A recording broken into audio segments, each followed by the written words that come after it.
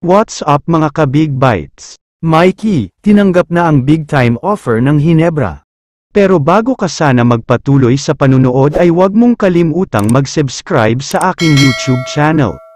Update lang muna tayo sandali tungkol sa Northport Batang Pier, dahil pumirma na ng fresh 2 years contract extension itong si Joshua Munzon, sinigurado na daw ng Northport ang playing rights niya para hindi na maagaw ng iba. Totoo daw kasi na maraming teams ang gusto siyang makuha, pinag-aagawan siya ng ilang SMC at MVP teams. Pero binigyan na nga siya ng maximum contract para manatili at hindi na daw umalis pa sa Northport.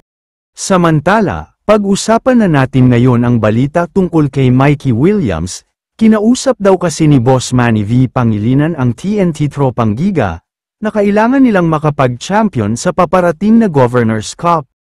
Naunahan pa nga daw sila ng Meralco Bolts na mag-champion kahit mas malakas naman ang lineup ng TNT. Kaya naman ang hamon sa kanila ni Boss MVP ay pilitin na makuha ang kampyonato sa susunod na conference.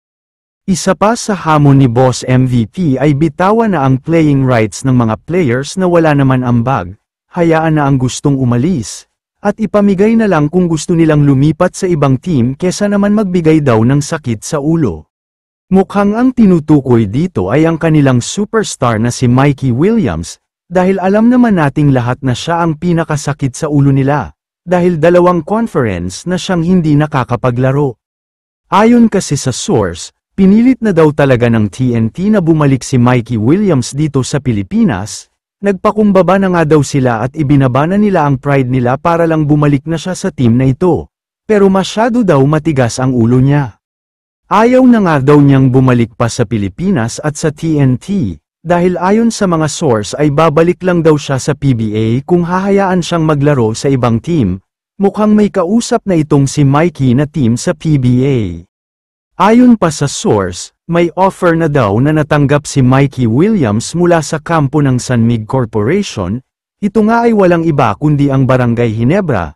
Dahil ang plano daw talaga ng Hinebra sa susunod na season ay mas palakasin pa lalo ang lineup nila. Ito pa ang mas mabigat dito, dahil ayon sa source ay tinanggap na daw ni Mikey ang offer ng Hinebra. Pero ang malaking problema na lang dito ay kung papayag ba ang TNT, dahil nasa kanila ang playing rights niya.